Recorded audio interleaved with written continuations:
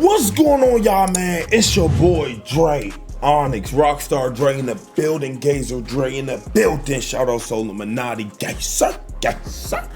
As y'all read the title of the video, man, I got ideas to make NBA 2K better, but not only, I hope one or more of these ideas get implemented in the NBA 2K26 and all the future 2Ks. I got ideas for Park, I got ideas for Rec, player base, fan base ideas, and I'm just gonna get straight into it. As y'all already know, there's gonna be some gameplay up on the screen, maybe me on Marvel Rivals, maybe me on Call of Duty, maybe me on some 2K. No matter what the business is, you guys, I'm going from the top because I came up with a few ideas off the dome piece, off the chrome dome piece, and we're starting off with extenders, right? Season extenders is what I call them. Now basically, you already know 2K gives us cap breakers, right? And you earn the cap breakers throughout the season. Correct me if I'm wrong. Okay, am I good here? Thank you. So with cap breakers on NBA 2K, that allows me to go past a certain rating, but I can only go +5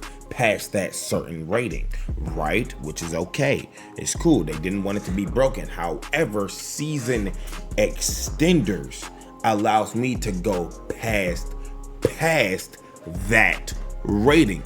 Now, you guys may not understand me, but I'm about to go forth. Here we go. If I have a 93 pointer on my build, and I take that 93 pointer and say, I want a 95 3-pointer on my build, and I use my 5 cap breakers or etc. to get past that black bar where it says the lock, and there's that bar. Those bars, I want y'all to please follow me because I'm bad at explaining stuff, but just follow me. I go to a 95 3-pointer. However, with season extenders, I'm able to go to a 99 3-pointer for the remainder of the season. And you can unlock multiple of these throughout the season, so you can extend multiple areas of your game for the remainder of the season. Now, you can either buy it, quote unquote, or you can earn it throughout the regular season pass, but you're not getting just an extra 5 for season extenders. No, you get maybe 10 or 15 extra season extenders for your build for the duration of that season. You feel me?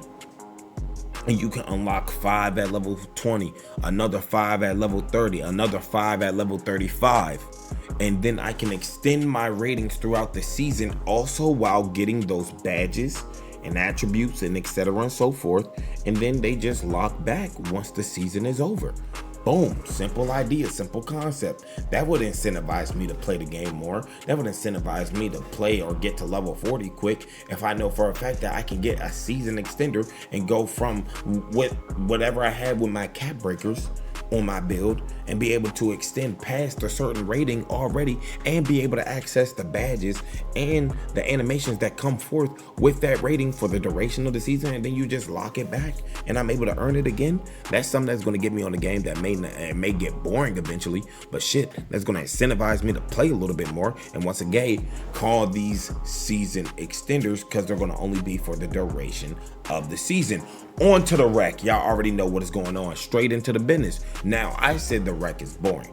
The rec is terrible. The rec is one of the worst places I've ever been in my life. It's so boring. There's no incentivized reason on why players should be in the rec. Like, you don't get enough VC. You damn sure waste 30 minutes of your life. You get bad teams the majority of the time. You can't leave games without fearing that you're going to get, banned for 30 or 40 minutes for quitting a game or leaving a game to better yourself in certain situations. No, that doesn't happen. So what I said, follow me if I'm wrong, but I said up the rec game speed to 65, therefore making the games feel as if they're going by faster. However, it may also seem like it's going by at the same speed at the same time. Upping the game speed to 65 would allow players to also play faster, move faster, but also be allowed to slow down. Also, at the same time, instead of changing the color gradient on the court, make the courts animated. Make the courts, when somebody dunks the ball, one side of the court you know, feels like Mario Kart or Luigi or something, and somebody, you know, coins flop all on the court. Those steal animations, turnover animations, etc. and so forth that you would have, say, in a pro-am, that you could have in the rec, and that makes the rec environment feel more lively if you're not just necessarily looking at the player or whatever else is going on, crowd interaction and stuff like that, or just people, commentators in the rec in general. I mean, if I'm being honest, I'm not going to say I'm going to want necessarily commentators in a rec commentating, but a commentator while using AI or whatever, or artificial intelligence, to get that person to say Dre ONYX or YT-Dre ONYX TTV just hit 4 threes, are they going to step up? YT-Dre ONYX just got 3 steals. What are they going to do now? The defense on the court is smothering. Shot clock violation. You feel me? Instead of hearing whistles and fans that don't even interact with you half the time, if you at least make the court animated. And then for solo players, this was a great idea. For solo players that be on win streaks in the random rec, I'm on a 6-game losing streak. So the commentators, when loading into the next game, running into the rec, it says X, Y, and Z player is currently on a winning streak. X, Y, and Z player is on a losing streak. Will they snap their losing streak? Will they continue to win streak? And for those that are on a losing streak, you pair them up with players that are better to help them get off that losing streak, quote unquote. And for people that are winning and keep winning, you incentivize them to continue to play the game by giving them more VC per game. Give them, instead of, you know, you get a little 1,000 VC in your first game, all right, but you get on a 2-game win streak in a solo, and then instead of getting 1,000, you get 3,000 VC per game win, and then you go into another game, and then you get 7,000 VC at the end of the game. What? Like, do you not understand? Just off that, and then the commentators, hey, this guy is on a 3-game win streak. He's hot. He's on fire. He's running this solo. Is he going to get another one? Is he going to get out there and go get him another win? And at X, Y, and Z, you keep times 2 on the VC, times 2 on your level on the player, etc. and so forth, in the rec and everything like that, and go on mean win streaks. And that be that. You times 2 it. You know, you giving me 1.15 XP per rec game, and I'm getting 3%, bitch.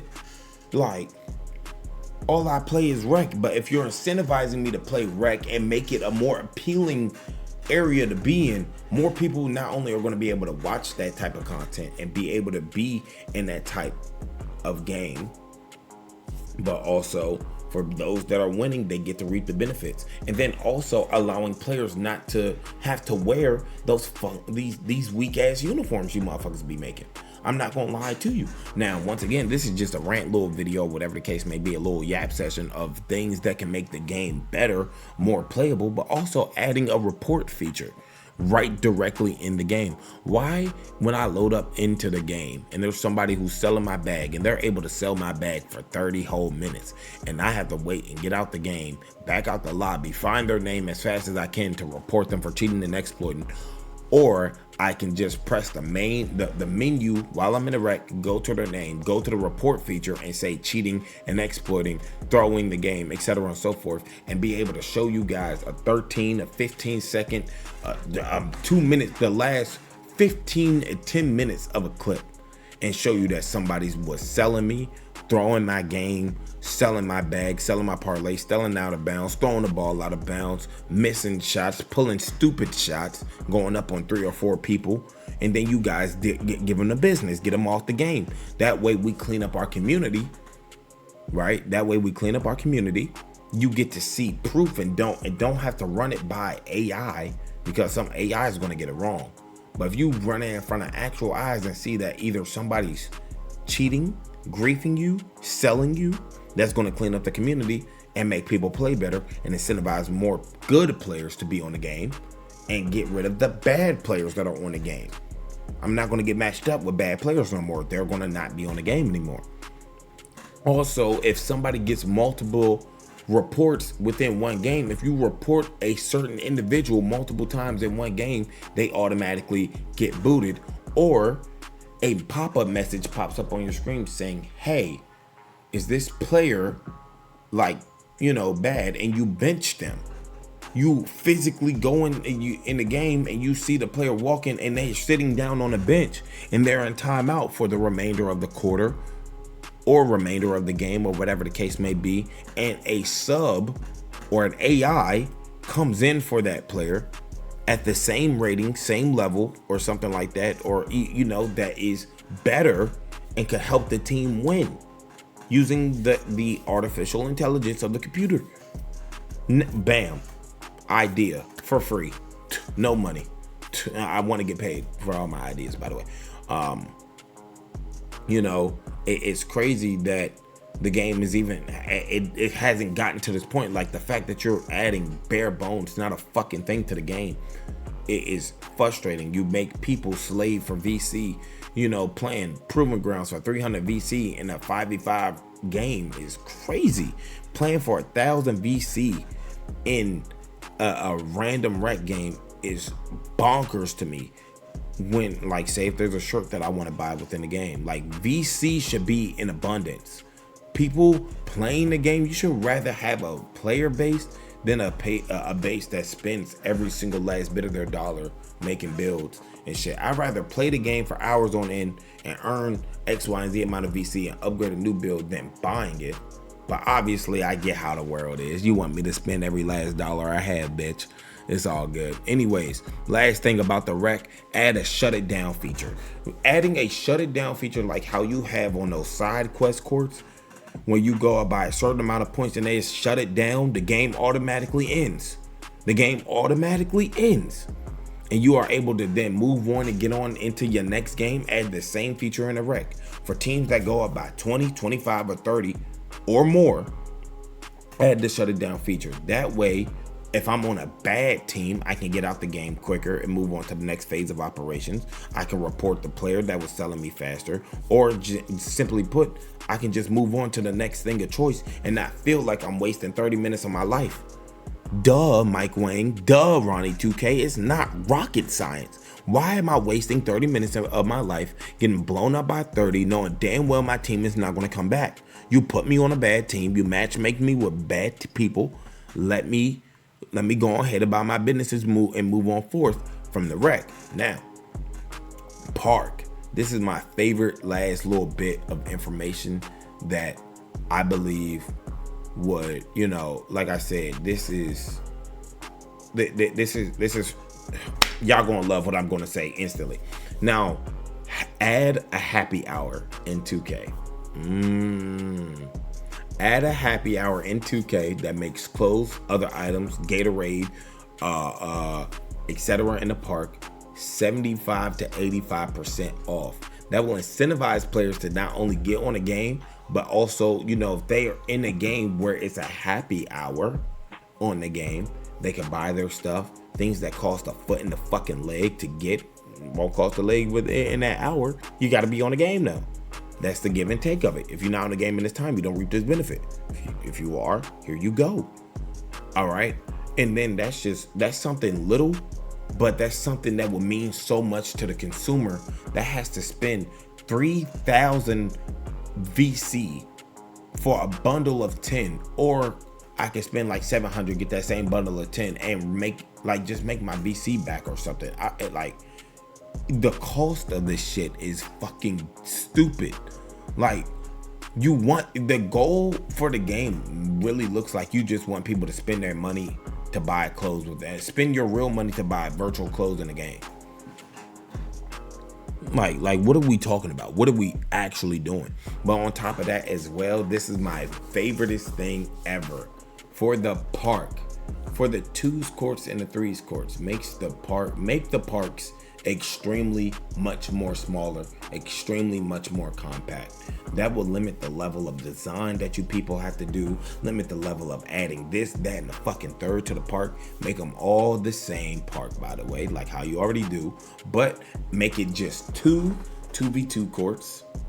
Make it 2 of them, and then make it 3-3v3 courts. One is a casual court, one is a no squads court, and the other one is an actual 3v3 squads court. And with the twos court, make it a no squads 2v2 and a squads 2v2 court. Now, what is that incentivizing right there?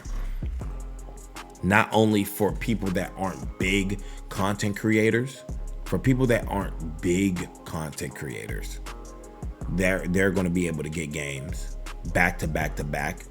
For people that are big content creators, they're going to be able to get games right then and there. Keep it going right then and there. They're going to be able to knock that out. On top of that as well, you're funneling more people into a smaller park, which means there's just going to be more overall play. And if people are going to be able to go on higher win streaks as well. So imagine win streaks coming back, like, you know, Double H has gone on like 3 100-game win streaks, but it's taking them like 4 hours a piece. Imagine going on the same win streak and it's taking like 3 hours. You feel me? And you're still able to get games back to back to back to back. And that's going to incentivize more players to not only play Park, since they're getting games, but that alleviates the waiting around on a court and makes Park not feel like it's a waste. Like how people were playing the theater earlier on in the season. People were playing theater early on in the season because they couldn't get park games, no matter who they were. Unless you're a big YouTuber. But if the parks are 10 times smaller, you take away half of it. They have no choice. They either have these courts to play or find a new park. These courts to play, find a new park. Simple. Until you find the court and get on there and streak, or wait and then streak, or whatever the case may be. Like, it's not hard to make the things great. And everything that I asked for was involving incentivizing, bringing back nostalgia of high win streaks and people pulling up on your park and trying to take your win streak. More content on taking win streaks or going on high win streaks, better live streams, more people pull up, bigger crowds for people to pull up in. Parks won't lag as much because they're not trying to load all this BS that nobody's asking for. All this fucking design shit that nobody fucking needs. If you guys want to say you want to get us back to hooping so bad, then let's get back to hooping. Like, duh. And the last biggest thing, if anybody made it this far in the video, is adding a plethora of dribble moves. Incentivizing players to be unique within their own style is one thing on offense and defense, which is a balance that you can't foresee because somebody is always doing something. But add 30,000 new dribble moves, or break all the sections down of dribble moves, the behind the backs that you pile up or combine into one player, separate them all again. Incentivizing players to not only be unique and use almost all the dribble moves within the game, instead of saying this dribble move is the best or this dribble move is the best, but incentivizing more players to dribble and taller players to dribble. A 6'10" build should be able to access the 6'7" dribble animations if they go for that rating or have at least an 80 rating. They should be able to access those dribble moves on 6'10". 6'11" should be able to access the 6'9" dribble animations. Not too crazy, but people that are 6'9" and above, why can't a 6'10" do that? Kevin Durant is 7 foot and he's doing that. Okay, it's a video game, and 7 foot builds should be able to access the 6'10" dribble moves. So there's a cap already right there, but a 6'10", I haven't seen a 6'10" or 7 footer do a misdirection, a momentum, a cross, a breakthrough. It's just everything. You try to stop glitchy, yet the glitchiness is still happening. Giannis cross, getting across the court in 2 moves and stuff like that. Like, add real dribbling back, spin moves, combo ups, like just combos, but allowing taller builds to get access to dribble animations is my biggest thing. I make all 6'10" builds, yet if I go 6'9", I automatically know that I'm 20 million times better than my 6'10", which honestly is creating sacrifice, but also at the same thing, it's not incentivizing me to want to be taller. It's just like, oh, I'm just a taller person and I miss out on all this. There's no reason in your fucking game why I hit starter 4 and I only unlock 2 animations because I'm not 6'9" and under. That makes no sense. That's dumb. That feels like a slap in the face to your community. But anyways, I digress. This has been a long video, man. I hope y'all enjoyed the ideas that I came up with. And I hope, let me know some ideas you came up with, bro. Let me get up with y'all in the next one. Take care of yourself, love yourself, and I'm out, bro. Peace.